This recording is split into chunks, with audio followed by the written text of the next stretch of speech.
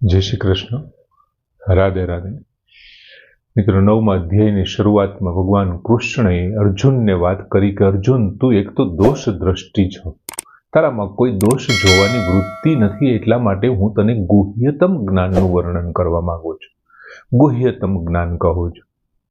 અને એ જ્ઞાન માત્ર નથી, જ્ઞાનમ વિજ્ઞાન સહિતમ યત જ્ઞાત્વા મોક્ષ્યસે અશુભાત. ભગવાને બીજી પંક્તિમાં એવી વાત કરી, જ્ઞાનમ વિજ્ઞાન સહિતમ યત જ્ઞાત્વા મોક્ષ્યસે અશુભાત. આ જો તું વિજ્ઞાન સહિતના જ્ઞાનને જાણી લઈશ ને તો અશુભાત મોક્ષ્યસે, તું અશુભમાંથી, જન્મ મરણમાંથી મુક્તિ મળી જશે, તને મોક્ષ મળી જશે, મુક્ત થઈ જઈશ. અને હવે ભગવાન છે એ વિજ્ઞાન સહિત જ્ઞાનના મહિમાનું વર્ણન કરે છે. બીજા શ્લોકની અંદર ભગવાન 8 લક્ષણો આપે છે વિજ્ઞાન સહિતનું જે આ જ્ઞાન છે એમના, જે ભગવાન અર્જુનને સમજાવવા માંગે છે. એમની મહિમા, વિજ્ઞાન સહિત જ્ઞાનની મહિમાનું વર્ણન કરતા ભગવાન કહે છે કે રાજવિદ્યા, રાજગુહ્યમ, પવિત્રમ, ઇદમ ઉત્તમમ, પ્રત્યાક્ષવગમમ, ધર્મ્યમ, સુસુખમ કર્તુમ, અવ્યયમ. કુલ 8 લક્ષણો કીધા. ઈદમ એટલે આ એટલે કે વિજ્ઞાન સહિતનું જે જ્ઞાન છે તે એ કેવું છે? રાજવિદ્યા, સઘળી વિદ્યાઓનો રાજા છે. રાજવિદ્યા, સઘળી વિદ્યાઓનો રાજા, બધી જ પ્રકારની વિદ્યાઓનો એ રાજા છે. બીજું લક્ષણ આપ્યું ભગવાને, રાજગુહ્યમ, તો સઘળી ગોપનીયતાઓનો રાજા છે. સઘળી વિદ્યાઓનો રાજા અને સઘળી ગોપનીયોનો જે છુપાવવા યોગ્ય છે એમનો રાજા. આગલા શ્લોકમાં ગુહ્યતમમ, ગોપનીયતામાં ઉત્તમ હતું. અહીં રાજગુહ્યમ શબ્દ છે, ગોપનીયોનો રાજા છે.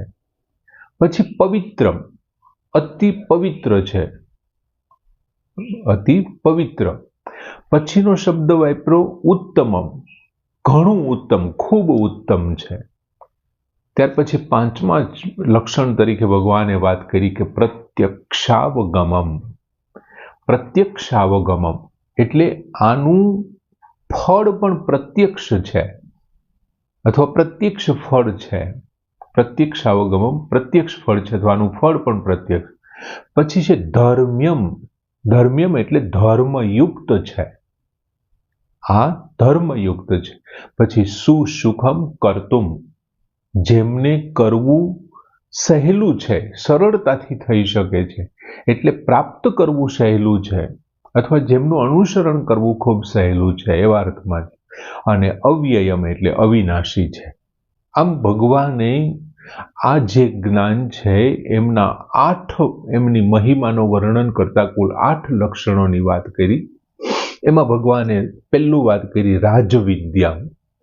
આ હું તને જે વિજ્ઞાન સહિતનું જ્ઞાન કહું છું, દરેકનું ઉદ્ભવ, દરેકનો ઉત્પત્તિ છે, જગતનું કારણ ભગવાન છે એવી દ્રઢતાથી માનવું, એનું નામ જ્ઞાન છે. અને અંતિમ તત્વ જો કોઈ હોય તો એ ભગવાન છે. કાર્ય કે કારણ બંનેમાં અંતિમ જો કોઈ હોય તો એ ભગવાન છે. એમનું દ્રઢતાથી એનો અનુભવ કરવો અને એનું નામ વિજ્ઞાન છે.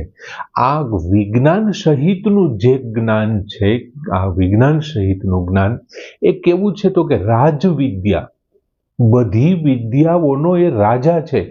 એક વખત તું વિદ્યાઓનો રાજા છે એટલે શું? તો કે એક વખત તું એમને જાણી લઈશ ને પછી તારે કોઈ વિદ્યા જાણવાની બાકી જ નથી રહેતી.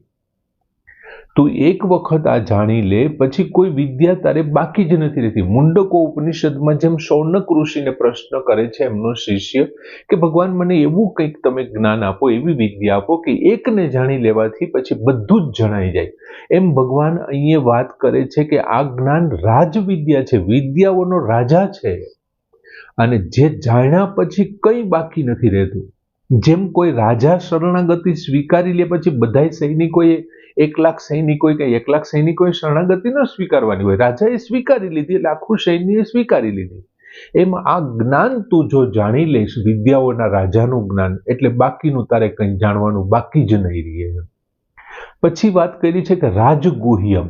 રાજગુહ્યમ એટલે રહસ્ય, ગુપ્ત વાતોનો રાજા છે. જે રહસ્યવાળી વાતો છે, ગુપ્ત વાતો છે ને, અને એમનો એ રાજા છે. આનાથી મોટું કોઈ રહસ્ય જ નથી. આ મોટામાં મોટું રહસ્ય આ છે. શું છે મોટામાં મોટું રહસ્ય? તો કે હું પોતે તને સમજાવું છું, હું પોતે તને મારો આ વિષયની વાત કરું છું. એટલે સહેજ પણ ખોટી ન હોય. હું મારી જાતને સૌથી વધારે ઓળખતો હોઉં.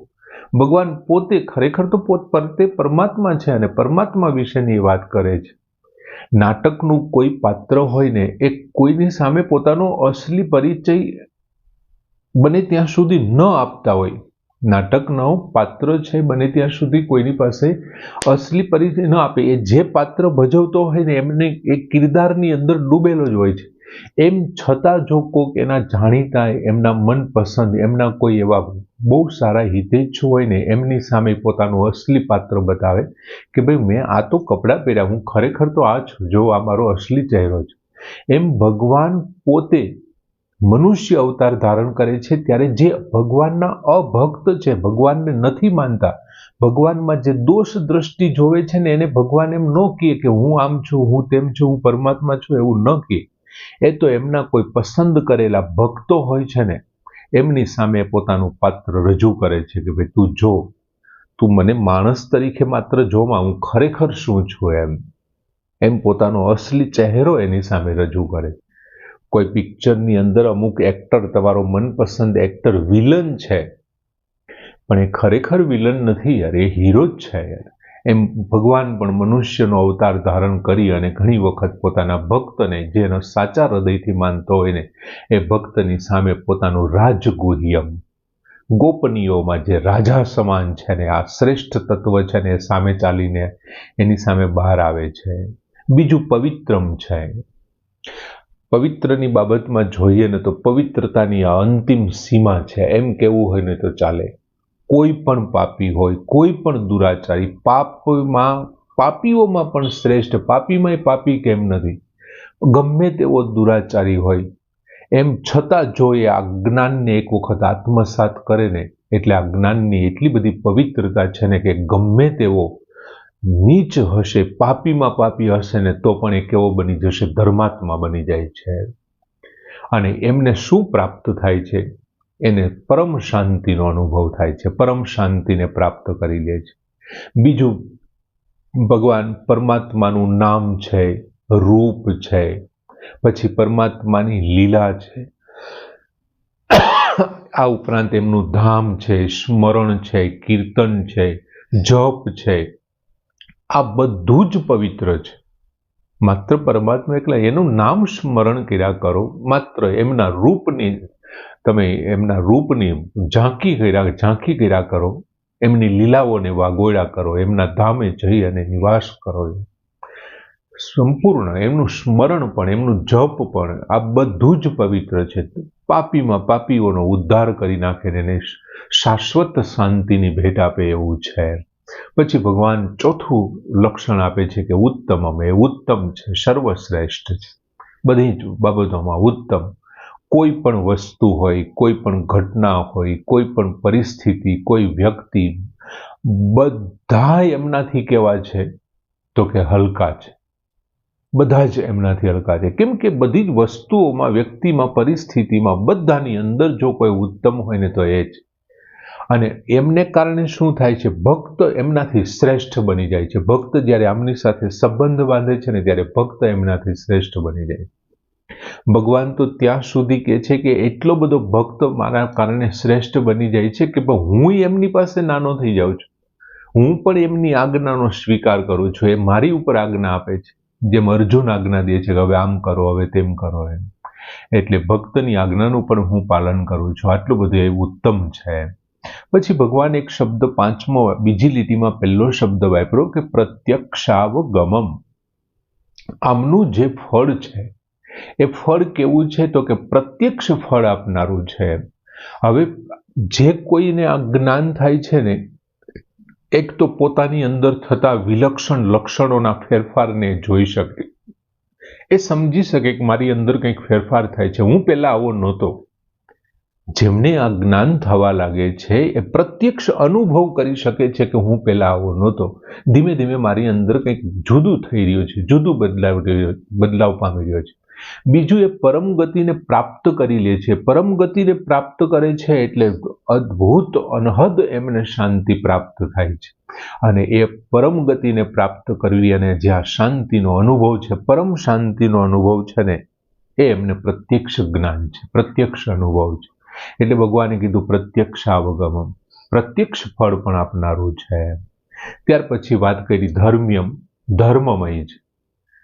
પરમાત્માના આ જે લક્ષ્ય થતા, પરમાત્માનું લક્ષ્ય સિદ્ધ થઈ જાય એ પછી કોઈ પણ કર્તવ્ય કર્મ કરે ને એ કેવું બની જશે? ધાર્મિક બની જશે. બીજા અધ્યાયમાં જ ભગવાને અર્જુનને કીધું, લાભા લાભો જયો જયા સમો કૃત્વા, આ બધું તું સમાન કરી, યુદ્ધસ્વ યુદ્ધમ, તું યુદ્ધમાં જોડાઈ જા. પછી તું કોઈને મારીશ ને તો પણ એ ધર્મ જ થશે. ન તે પાપમ અવાપ્સ્યસી, તને પાપ નહીં લાગે યાર, તું પાપને પ્રાપ્ત નહીં કરી. શું કામ? કેમ કે તારું કર્તવ્ય કર્મ પણ ધર્મ થઈ જશે. આવું થવા પાછળનું કારણ શું? તો કે આ જે જ્ઞાન છે એ ધર્મથી વિદિત શું છે? એને અંતર્ગત છે, ધર્મમાં અંતર્ગત છે, આવી જાય છે ધર્મની અંદર. પછી ભગવાને વાત કરી સુખમ કરતું, સુખમ કરતું, એટલે એમને કરવા માટે, એમનો જે પાલન કરવા માટે એ સુખકારક સહેલું છે, એમને પ્રાપ્ત કરવું સહેલું છે.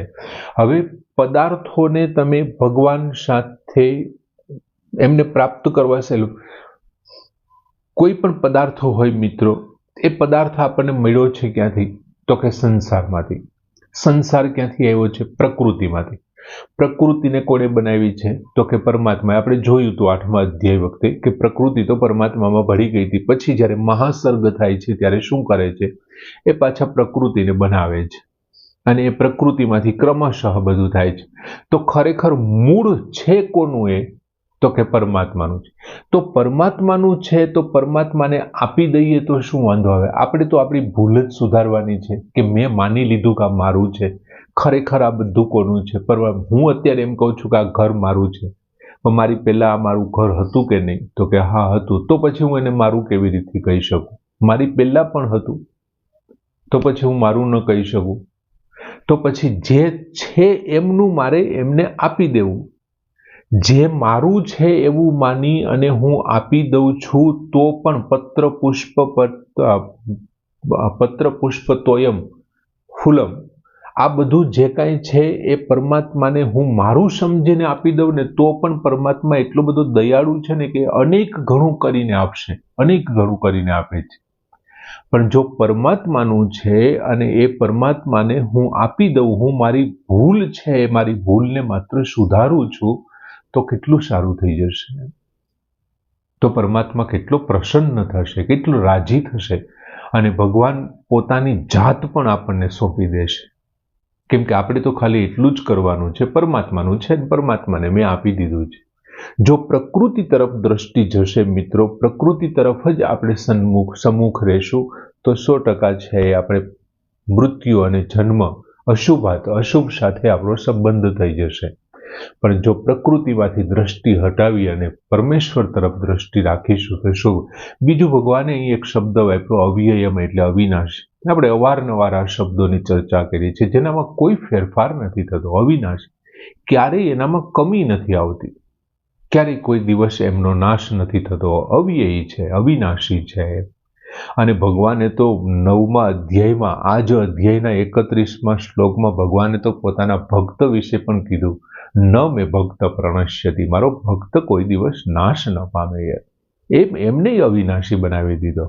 આમ ભગવાને વિજ્ઞાન સહિતના જ્ઞાનનો જે મહિમાનું વર્ણન કર્યું, 8 એમના જે શબ્દો વાપર્યા, વિશેષણો, સરસ મજાની વાત કે રાજવિદ્યા રાજગુહ્યમ પવિત્રમ ઇદમ ઉત્તમમ પ્રત્યક્ષાગમમ ધર્મ્યમ સુખમ કર્તુમ અવ્યયમ. પૂર્ણ કરી. જય શ્રી કૃષ્ણ.